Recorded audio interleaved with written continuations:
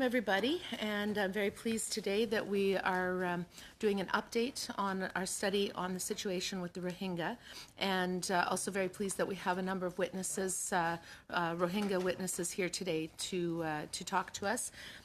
We will start by video conference, however, just to make sure that the technology works. And we have with us Shui Meng, who is the president of the Arakan Institute for Peace and Development.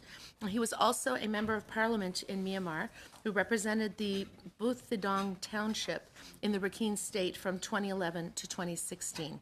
And I'll give you 10 minutes if you'd like to start your testimony, and then we'll follow with the other testimony and questions. So welcome, Mr. Meng. Study the situation with the Rohingya. Go ahead. Rohingya witnesses here too. Can you hear us, Mr. Meng? We'll start by video. Yes, ma'am, I can hear. Okay, you can begin. Technology works, and we have with us Shui Meng, who is the Is the interpretation working? Institute for Peace and Development. He was also a member of parliament in Myanmar who represented the Boothidong township in the Rakhine state from 2011 to 20. Okay. And then we'll follow with. Okay, are you able to hear and to respond, Mr. Meng? Yes, ma'am. Okay, so perhaps you could go ahead. Ma'am. Yeah.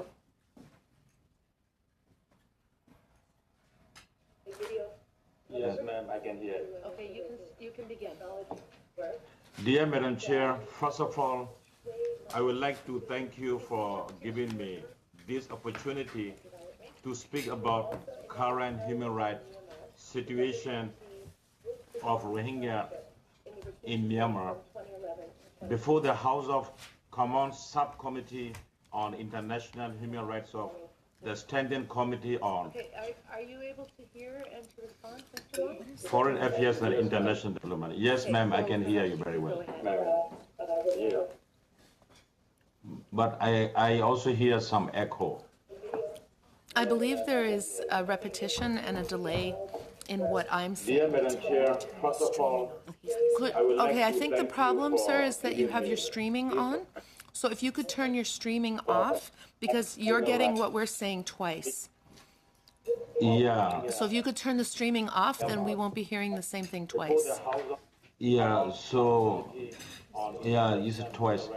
Where the, I didn't do anything. Okay, so what I'm going to do is I'm going to start with the other witnesses who are present here, and if we can have our technical people work through to make sure that the technology works, and then we'll come back to you. Thank you so much for your patience with that. So I also would like to welcome our other witnesses who are here in person. We have Zainab Arkhani, who is a settlement worker at Reception House in Waterloo. We have Raz Tinmong from the Rohingya Association of Canada, Sloan Fan from the Karen Community of Canada, and Yasmin Ullah from the Rohingya Human Rights Network from Vancouver. So welcome all of you, and again, between the four of you, you have 16 minutes, so 4 minutes each, unless you'd like to divide that up between you. I'd like to start with Yasmin.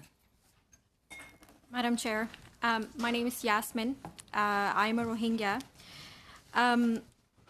Rohingya has been part of Myanmar ethnic minority for many generations before the country declared independence in 1948. During that time, the Burmese parliament had actually crafted the very first constitution, and the question of whether Rohingya are Burmese never appeared once. During the British colonial era, many who were considered foreigners had to obtain national verification cards, or NVC, in order to become naturalized Burmese citizens after a specific waiting period. Under British, Rohingya were never questioned about their origin. It was understood that we were part of a larger mix of various different minority groups local to the land that became Burma, or Myanmar as known today. However, in 1970s, the military took control of the government and slowly changed the law to that protected our citizenship rights. In 1982, they implemented a legislation that revoked Rohingya citizenship using the claim that treaty of Burmese unification that was signed didn't mention the word Rohingya on it, including Rohingya in the 135 ethnic minorities. The treaty itself acknowledged the existence of minority groups, but it was never passed in any motion in the Burmese parliament. As a result, Rohingya were no longer able to obtain national registration card, which is the accepted forms of Burmese identification. Now, fast forward to recent years, Rohingya are now subjected to restriction of movements, restriction of education, access to healthcare facilities, and to jobs in the government unless they can provide proof of identification with special permits that are incredibly complicated, time-consuming, and expensive to obtain. In case of emergency, if Rohingya needs access to healthcare, for example, they would not only have to obtain the permit that costs more than possibly a household income of an entire year, but the time would also not be on their side. It takes many days to obtain these permits. And this is a major problem within the Rohingya community, especially towards women, because when women are faced with difficult deliveries or difficult pregnancy, they would actually have to go and seek medical help from the Rakhine doctors. And with the kind of hate rhetoric that is prevalent in the Rakhine state at this moment in time, most of the women who seek the medical help would end up dead after visiting the hospitals, including with their newborn babies as well. These are done reportedly with the lethal injections that were provided or given to these women prior to their discharge. I would like to also point out that this also affects children. And I would like to tell you about the 16-year-old boy named Abu Talek. On November 6, 2018, he died in Butidong prison. He was arrested in 2016 because he was in the wrong place at the wrong time and was sentenced 7 years without a trial. There were no documents to support his charge. He was given no lawyers for his defense. During his imprisonment, he was severely tortured by the military, and he had died as a result of injuries from the torture a few weeks ago. And I would like to actually point out that Rohingya would need their own homeland to be protected. It is the only viable solution that would end genocide. This is part of our mandate on the adoption of responsibility to protect. And the section that says that is the international community through United Nations also has the responsibility to use appropriate diplomatic, humanitarian, and other peaceful means in accordance to Chapter 6 and 8 of the Charter to help protect populations from genocide, war crimes, ethnic cleansing, and crimes against humanity. And we have failed. As a global community to protect Rohingya from this ongoing genocide, we have failed to recognize the problem back in 1982, 1991, 1992, 2012, 2015, and that had led to a full-fledged massacre we have witnessed in 2017. We cannot keep showing our condolences and utter the word genocide without doing something to stop it from happening. It is time that Canada leads the world in ending genocide, not just for Rohingya, but other minorities in Myanmar. It is time we press the Myanmar military and civilian government to act in accordance to the Universal Declaration of Human Rights that Myanmar had voted in favor for in 1948, and Canada has helped author and co-signed. Thank you. Thank you very much. We'll move on to Mr. Fan. Thank you. It's an honor for me to be here today. My name is Lon Pan. I was born in Karen State, Burma. When I was 12, my village was attacked by the Burmese military, the same military that attacked other ethnics in Burma, including Rohingya. So I fled my village. So I fled to the jungle for many months, and I had no safe place to run in Burma, in Karen State. So finally my parents took us to Thailand. We crossed to Thailand illegally, and then fortunately Thai authority didn't kill us. They let us in, and we survived in refugee camps for 9 years. So basically, I grew up in refugee camps in Thailand for 9 years, and then in 2004, I came to Canada with the Student Refugee Sponsorship Program by WUSC, World University Service of Canada. And then when I came here, I joined a Karen community of Canada to represent the Karen people in Canada. We try to raise awareness about the Karen people suffering, the human rights violation in Burma, and we stand in solidarity with the Rohingya people who are facing the same brutal treatment that the Karen people have suffered for more than 7 decades. And the horrific attacks against the Rohingya are not isolated incidents, but rather exemplify ongoing patterns of military violence in Burma. The Kachin and Northern Shan state also face escalated attacks and probable war crimes, including obstruction of humanitarian aid by the military and the central government. From 1949 to 2012, our homeland of Karen state was ravaged by nearly continuous armed conflict and widespread atrocities. The Burmese military's violations of the 2015 nationwide ceasefire agreement now threaten to plunge Karen state into renewed civil war. Ceasefire areas have seen a marked increase in land confiscations and development-related displacement, and recently passed legislation could make the problem much worse. Meanwhile, tens of thousands of Karen refugees and internally displaced persons face severe cuts in international aid. The complex and shifting situation in Burma requires a comprehensive response to ensure that Canadian policy continues to uphold human rights and support peace-building efforts in Karen state and, by extension, Burma as a whole. Thank you. And we will have more time in the questions and answers for you to elaborate on some of the points you wanted to make. We'll move to Raz Tinmong now for 4 minutes. Merci beaucoup. Bonjour, mesdames et messieurs. Good afternoon, ladies and gentlemen. Thank you for having invited us to this prestigious panel, the Subcommittee on Human Rights, which is often referred to as the conscience of Parliament. I am Rohingya. My name is Rice. My parents are from a little village around Akyab, which was burned down during the 2012 massacres. First of all, I'd like to thank you and thank my government for having made the declaration it did last week, expressing its concern about the repatriation of my people, which was forced. I'd also like to thank all the members present for having adopted a unanimous motion declaring that this is indeed a genocide.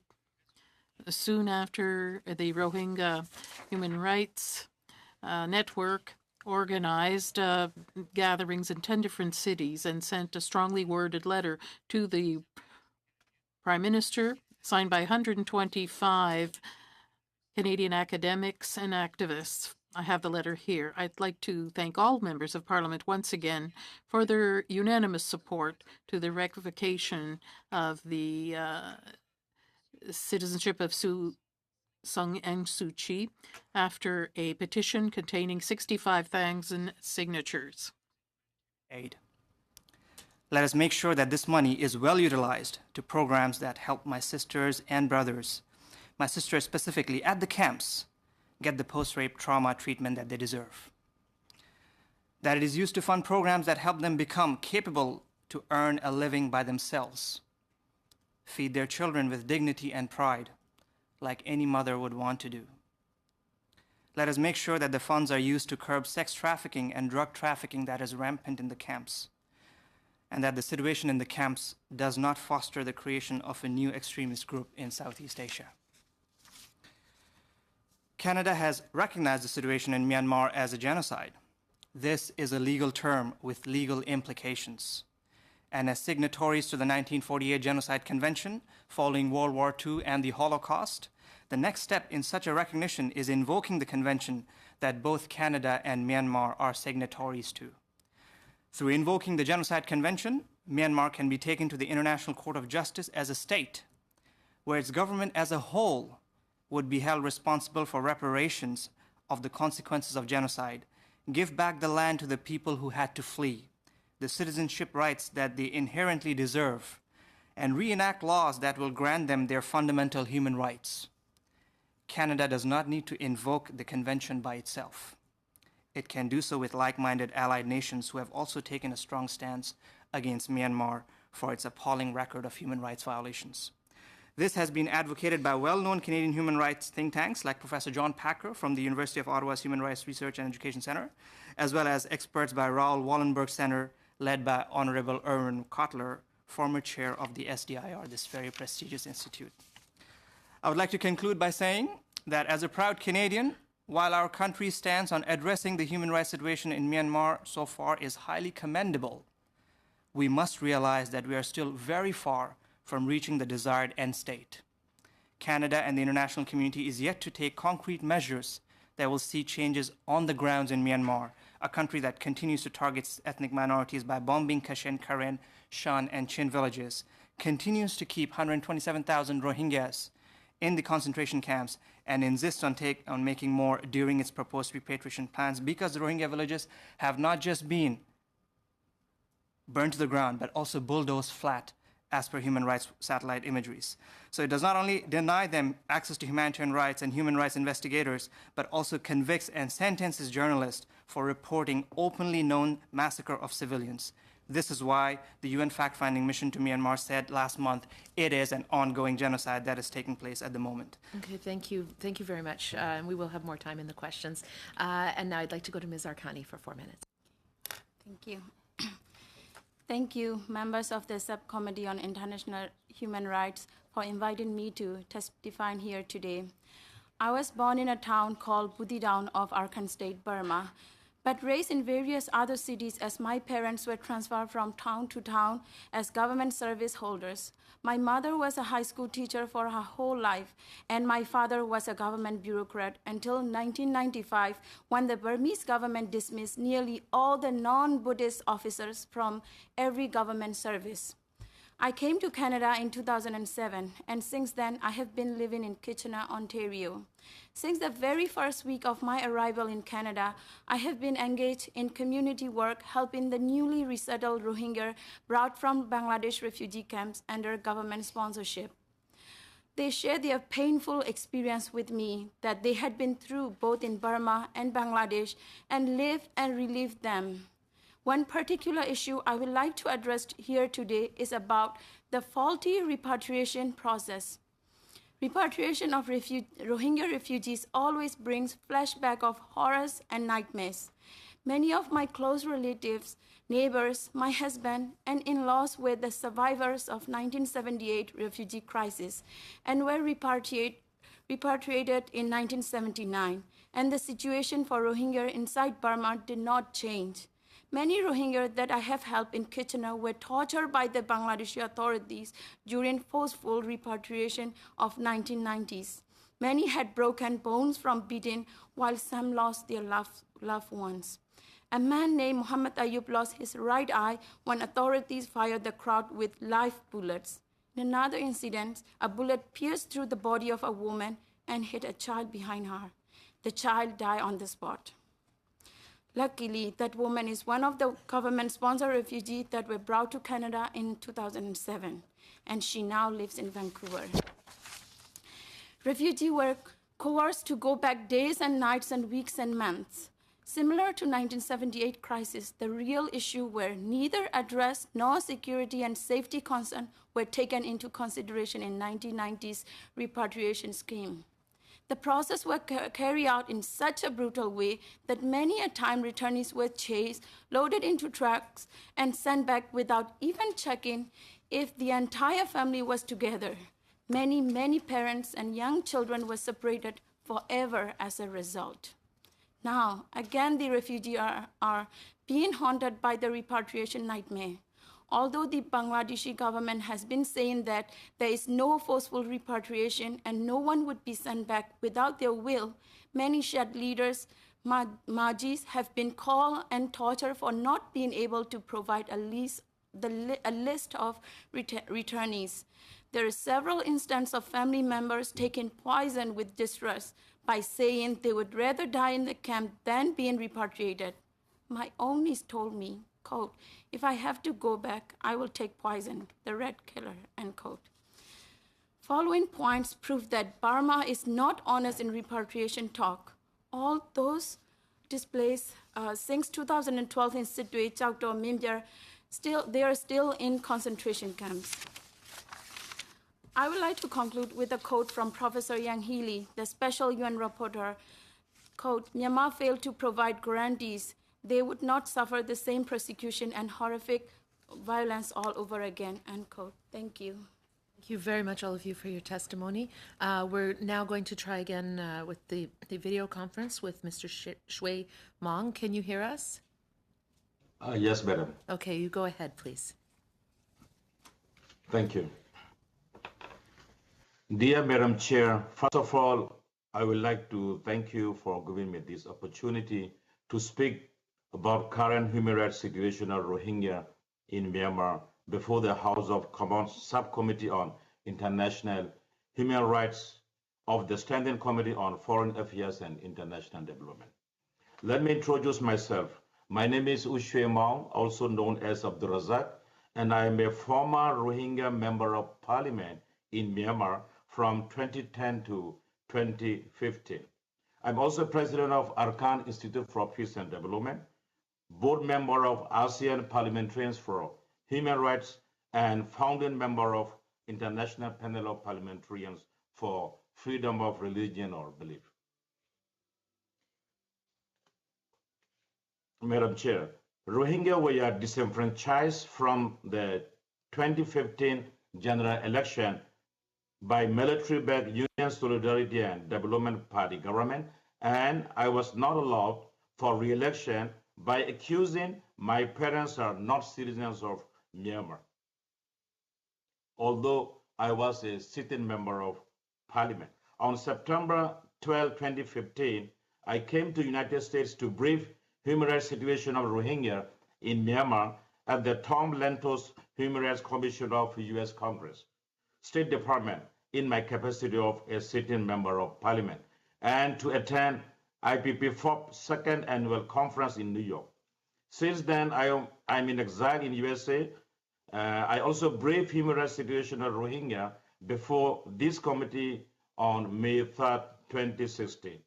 I highlighted policies of USDP and NLD parties toward Rohingya and Muslim in Myanmar. During my statement, I mentioned if this is the case, plight of Rohingya will be double in the near future.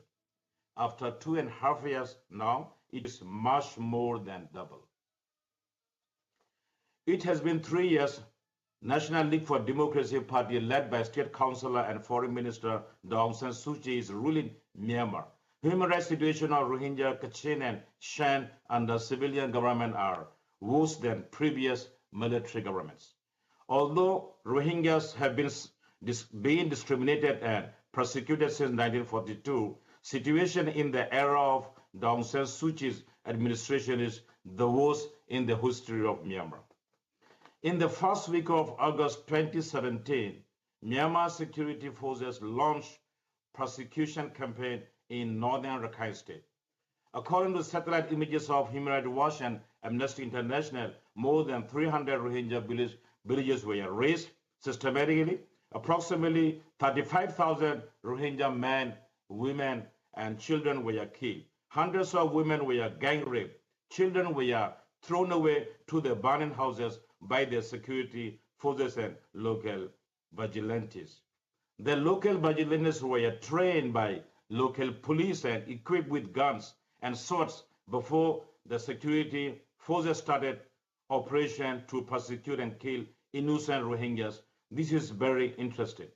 Within a few weeks, more than 700,000 Rohingyas were deported to Bangladesh by force. This is crystal clear to call it genocide against Rohingya. As I have regular contact with the people from the ground, I have all information of what is going on every day in my homeland, Arakan.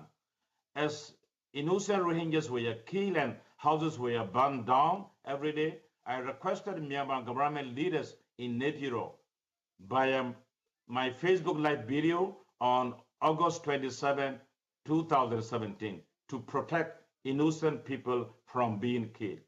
As a response, Myanmar police force filed a lawsuit against me and released an arrest warrant on September 1st, 2017. I was really shocked.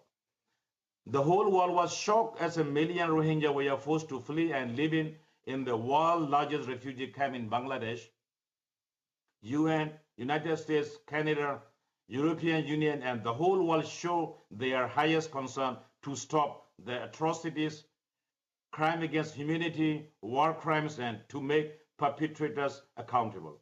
I would like to thank especially the House of Commons of Canada for its motion to call the situation in Myanmar a genocide, and the Canadian government's efforts to find a sustainable solution for Rohingya, as well as $300 million humanitarian aid pledge.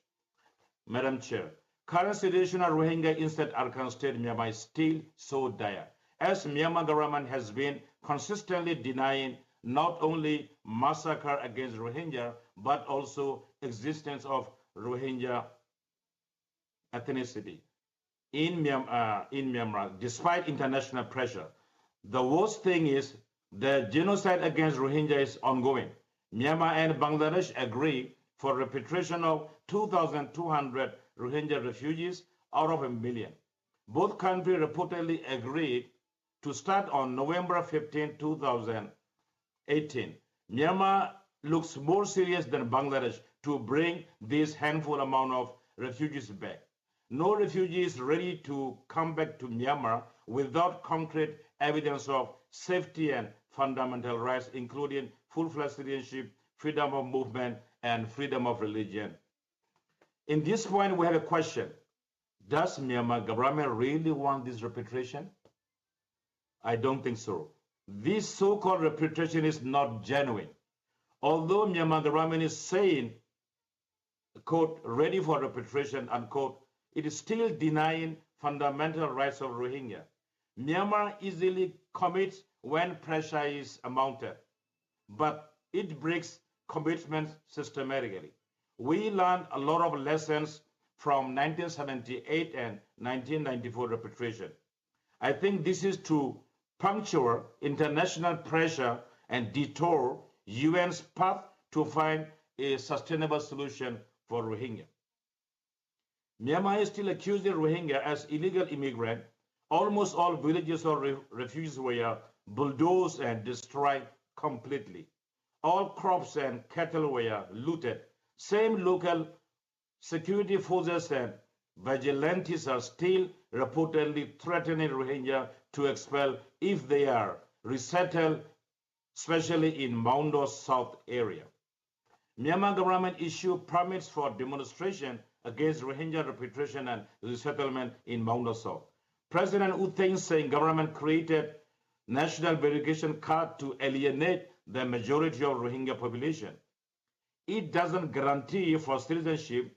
If a person applies for this so-called national verification card, he or she will be confessing as a foreigner according to description on that card. It is also inconsistent with 1982 citizenship law. More than 100,000 Rohingya in situ area are still living in internally displaced camp with uncertain future. They have not yet been resettled on their original places. They are not allowed to go outside the camp.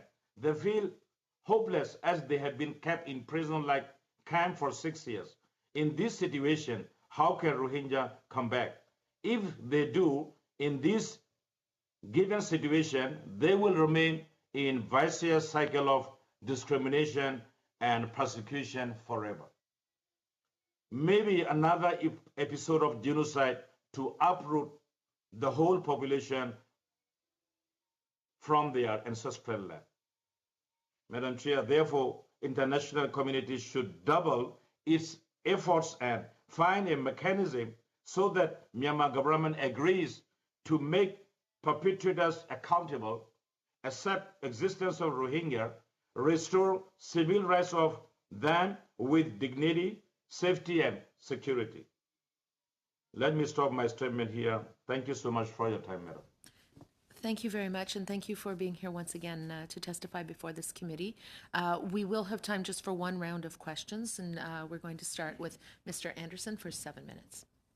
Thank you, Madam Chair, and I want to thank our witnesses for all being here with us today. I'll share my time with Mr. Sweet, so I'll ask your answers to be fairly succinct. Mr. Mong, when we first met in 2014, you were a member of Parliament who had come to sign on to the IPP4 network. By 2015, your citizenship was threatened, and you lost the right to run again. By 2016, your citizenship was gone, and when you came to the United States, the military government had put out an arrest warrant for you. What is your present situation? The situation is I'm in exile. I seek political asylum in United States of America because situation doesn't favor me. I cannot go back to my country, so therefore I remain in America. Though I have regular contact with my fellow Rohingyas from Arakan as well as Bangladesh camps. Can I ask you, do you have a concern that the camps are going to become the acceptable compromise solution for the international community? Because we've had lots of words spoken, but there hasn't been a lot of real pressure put on the Myanmar government. Interest seems to be lessening to some degree. I'm just wondering, do you have concerns, and what can we do to try to make sure that those concerns are addressed? Yeah, I'm very concerned with this, the issues in the camps, especially as Bangladesh government is thinking to send 100,000 refugees to an island which is sinking day by day. Is extremely dangerous. That could be another genocide against Rohingya. So it's very worrisome. Then also according to bilateral agreement between Myanmar and Bangladesh governments, so a couple of thousands of refugees are supposed to go back to Myanmar. But in this situation, my concern is, so without addressing the issue, this is not the first time. We have learned lesson in 1978 and 1992. Before repatriation, Myanmar government always give promise. Let me give you an example.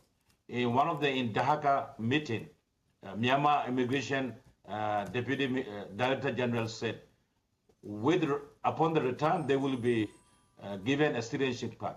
In fact, they never give citizenship card, just so-called a white card. Now again, the same story is repeating in this year with the national verification card, which is not consistent with 1982 law, and which is a card just for foreigner, not for citizens of Myanmar. Okay, thank you. My last question before I turn it over to Mr. Sweet is, the Rohingya were basically forced out of the country. That allowed the military to move into some other areas, and I'm just wondering if you can talk a little bit about the conflict that's taking place in other areas. Maybe Mr. Fawn is best at this, or others. Has it allowed the military then to strengthen its capacity to deal with the other conflicts? So they've been able to move their resources around. Have you seen that as a result of the Rohingya being forced out? Mr. David, could you repeat again? Oh, I'll have one of the other panelists here answer that question. Okay, thank you. Sorry, can you say that again? Oh, sorry. The military has forced Rohingya out of Myanmar. Yes. That allows them to free up resources to move into other areas. Have you seen that happen? Is that what you're seeing, is that they're strengthened in the other areas, the Kachin and Korean areas? Yes, okay. yes. Could you just talk a bit about that? And I think Ms. Hula would like to... Okay. Oh. Yes, the militaries have the policy of Burmanization. So it's not only in one ethnic area, but so it's across the Burma. and in Kachin, Karen, Shan State, and Arakan State, human rights violation has been going on, and so it's getting worse and worse. Burma is going backward now in 2018. So. Okay, thank you. May I add on that? So, because the Rakhine State is one of the most deforested area in Burma, even though that the entire area is already gone with the resources have already been extracted, it's still being used as a route to smuggle timber and teak from other areas like Shan State, like Karen State, like Kachin State, and smuggle it through that route to be sold in Bangladesh and other countries. You see the same thing happening with the pipeline being built from Chokpyu Township right through Yunnan State, and that's to basically move around the oil from the Middle Eastern countries.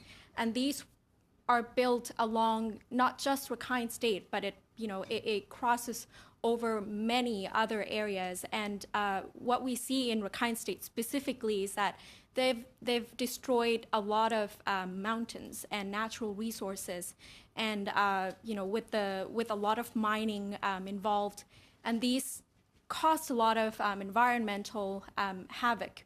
It had destroyed a lot of coastal area and made cyclone and other environmental problems quite worse. So I only have 45 seconds, but let me say this.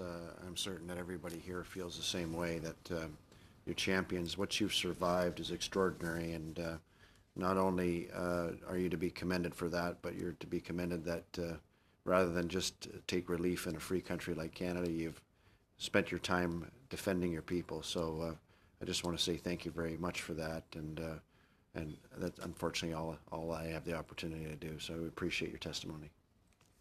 Thank you very much. We're now going to go on to Mr. Tabara for 7 minutes. Thank you very much for all the witnesses here, and thank you very much for your advocacy. I've been at some of the meetings that are in and around Kitchener-Waterloo, and your strength continues on. My first question, I have two kind of questions, and I'll be splitting my time with Ms. Khalid. It's two parts. It's the conditions of the Rohingya returning back to Rakhine State, and regional governments, states in and around Myanmar. The Indonesian government, President Joko Widodo, was quoted that Indonesia is ready to help the Myanmar government to create a conducive condition in Rakhine State. There's been individuals that have been leaving Bangladesh and going back to Myanmar, and there was 100 arrested just off a boat just off of Yangon. So are the conditions for the Rohingyas with other governments saying that they're there to help and to assist, are the conditions any better at all? And I would start with Ms. Arkani. Sure. So I would like to say we have regular contact with my relatives. They are still in Butidang in Arakan State, and also some of them are in camp. So what we hear from them is government is building concentration camps. Why we mean by concentration camps is they're building houses, but surrounded by the iron fence with guards. What does that mean? So if we can go back safely, then to live in an iron fence, does that mean free? We can go there? What is the guarantee? And the other thing that you have said, 109 or 6 people going by boat, it's they're fleeing to Malaysia. But the Yangon government, they arrested it in Chowden, and they gave this NVC. And this is the other thing, that what choice they have. They have to accept the NVC, or they have to go to jail.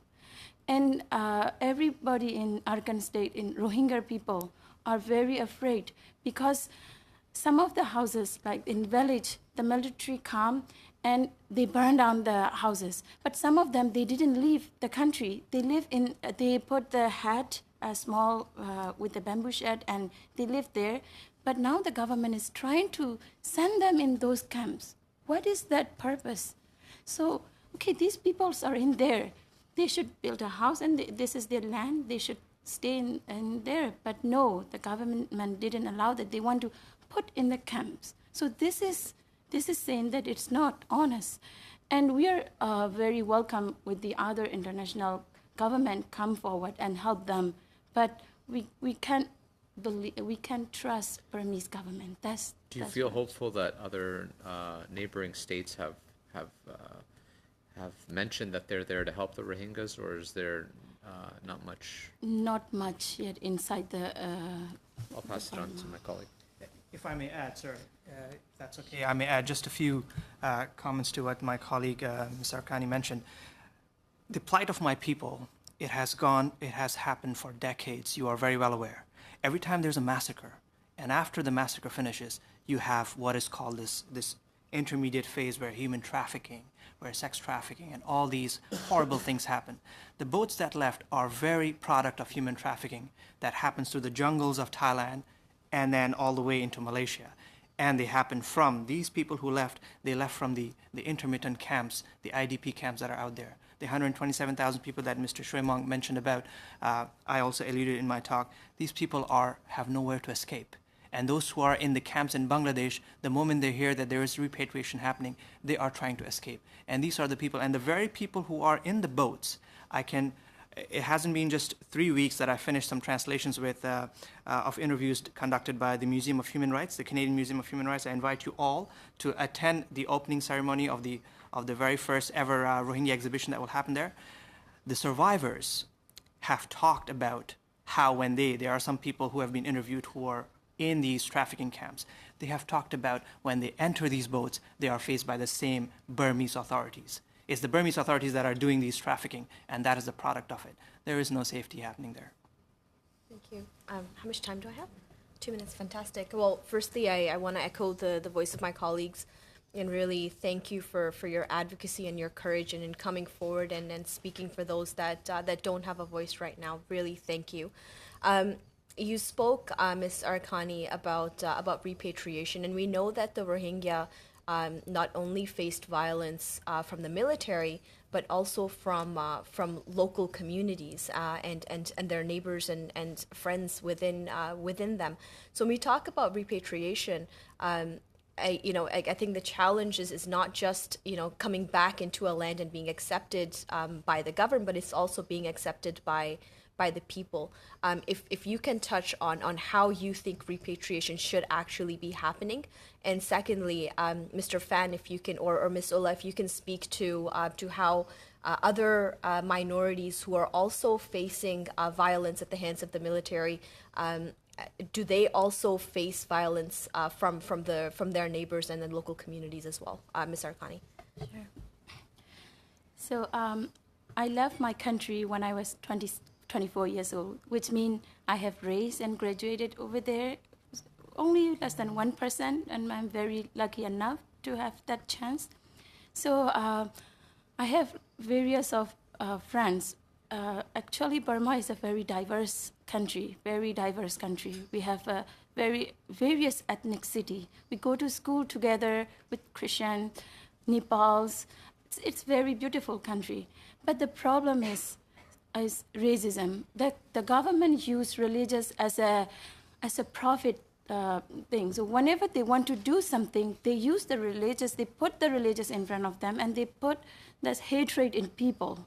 So I have experienced hatred when I was young, and even if my very close friends, Buddhist friends, but she would use some very slur language or towards that. I know she doesn't mean it, but the community, it's happening like that. Even some religious figures, they use the hatred things. So what I would like to see is peaceful reunification. Like our government would provide, Canadian government would provide some workshops over there, maybe with the peace process, then that would bring people together. They don't hate each other. They just used by this Burmese government. So that's why the core people, there is a beauty in the core, but we can't see them because of all those hatred and racism. Okay, and Mr. Fan. that's actually it for the time, but we might have a couple of minutes at the end to perhaps come back to that. And the next is Ms. Hardcastle. Thank you very much. I'll get right to it so we use our time wisely. And Yasmin, I remember when you came the last time and you didn't have an opportunity to speak. And my understanding is that you came at your own expense because you felt so strongly about advocating. And I can't tell you how inspiring that is. But I wonder what your reaction is when we heard Mr. Tin Mang talk earlier. He said that we need to take some concrete action, and we want to make sure that we're eradicating conditions that we want to make sure our conditions don't foster new extremist groups in the camps. And I wonder what your thoughts are on that, whether it's about concrete actions or how does that foster extremism? Maybe going back to some of the racism that Zainab was talking about. We have been subjected to the kind of conditions that have actually taught us that, we have to find a way to survive. However, we can get them. And most of the time, people at the refugee camps right now are in conditions where they're stuck in limbo. They don't know what their future might be like. They don't know what they're going to eat tomorrow. They're, at best, they would be able to eat once a day, and those are just rice. And the rice that, perhaps bought from Burma, which is, ironic in a way. The kind of things that I think would be able to help, and these are very, very heartbreaking stories that I hear from young children, from people reporting about it, that young children, when they fled from Myanmar, from the massacre last year, the only thing that they took with them was a book from their school that, they were not allowed to attend. And these are the kind of things that Rohingya would need. We need libraries. We need things that, would keep us occupied. We need things that would broaden our horizon. We need things that would help us educate ourselves and be able to voice our concerns to the global community. I believe that education has a lot of power to stop not just radicalization, but broaden our ways of seeking provision in general. Like, we would be able to find more things to do, to find more ways to actually improve ourselves. And that only comes under the condition that the Bangladeshi government would allow it. And because they don't allow further education than grade 6, I believe, Mr. Tin Mang would probably be able to elaborate on that. But it's the same way that we're dealt with in Burma.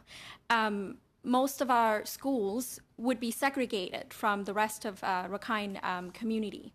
And it probably, echoes a lot of things that happened down the south a few years back, before the Civil War, before the Civil Rights Movement. The segregation is happening in a way that, not only the students would be segregated in school, depending on their race and ethnicities, they would also be called out. They would be called names. They would be, taunted for being a Rohingya, basically. And sometimes teachers won't even show up to their school. So these children just are stuck in the limbo as well. They have nowhere to go. They don't know what else is there out there waiting for them. Like, I didn't have the same kind of. I kind of experienced a little bit of that when I was in Thailand as a refugee. I was illegal there, and that was hard because when you're not quite sure what your future might look like, it kind of fostered this sort of feeling of I'm a foreign person from to this land. I would not be able to achieve anything. I would not be able to be successful, and that's that's how I think generally Rohingya feel, that they're not given the kind of resources that they would need in order to succeed. And so I think there are, things that we could do. There are things that $300 million could create, and those are opportunities.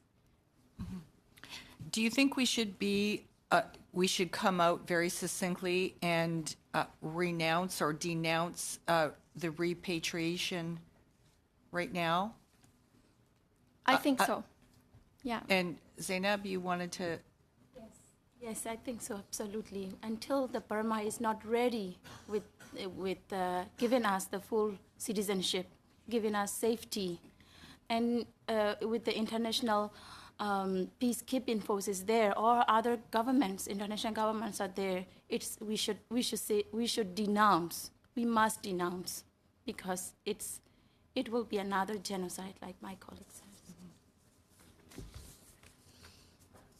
Okay, thank you very much. I'm going to just go to very quick questions, 30 seconds each. I'll start with Mr. Sweet. Yeah, Chair, I just, if our witnesses have anything else they'd like to submit in writing, particularly one of the things that I'd like to know is if they're aware of any kind of network that's developing as far as the leadership is concerned within the Rohingya community, when successful repatriation happens, that there would be a development of a structure for policing, government, et cetera.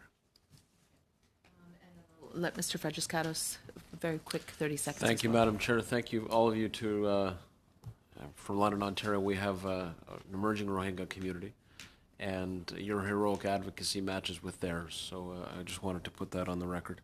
The Guardian newspaper wrote an editorial just a few weeks ago saying the following: the Rohingya must have the right to return home, but they must be able to do so safely and of their own volition.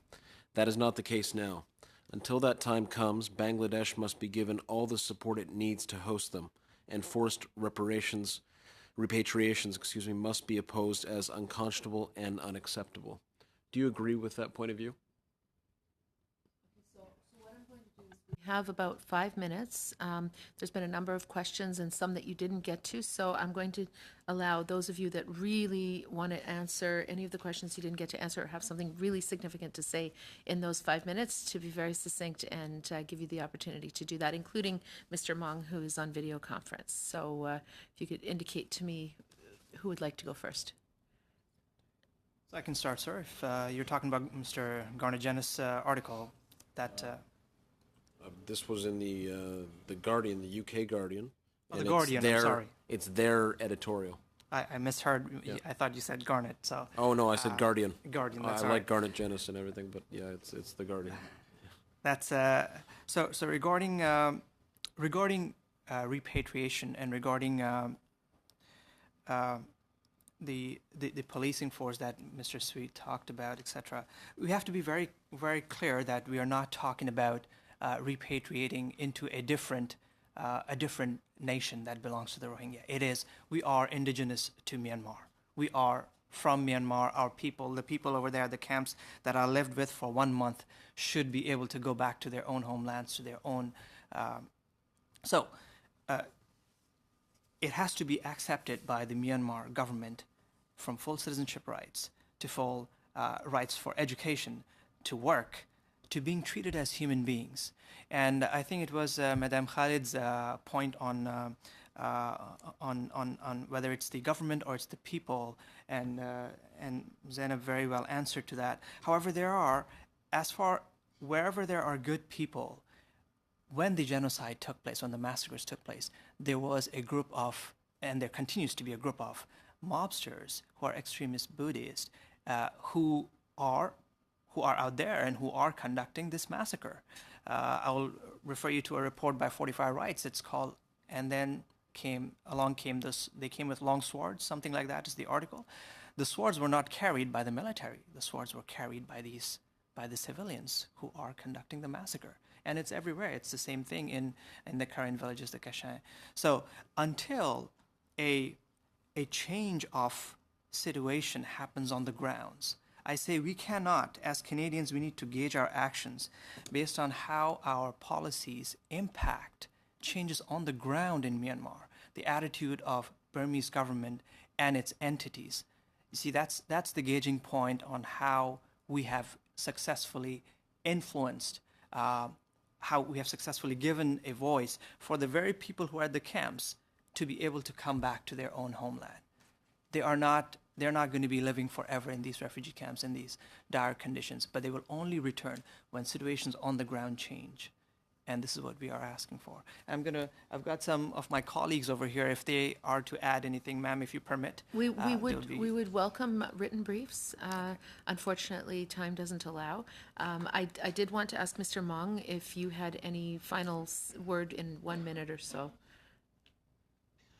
Yes, Madam, thank you. Yeah, of course, as I mentioned in my opening statement, in this time, it is not safe for Rohingya to be repatriated because Myanmar government has not shown anything that they will ensure the security, safety for the people, and Myanmar government is still accusing Rohingya as illegal immigrant. In one part, they are saying to the media, we are ready for repatriation. In another part, they are encouraging the local people who are opposing repatriation of Rohingya and resettlement on their ancestral land.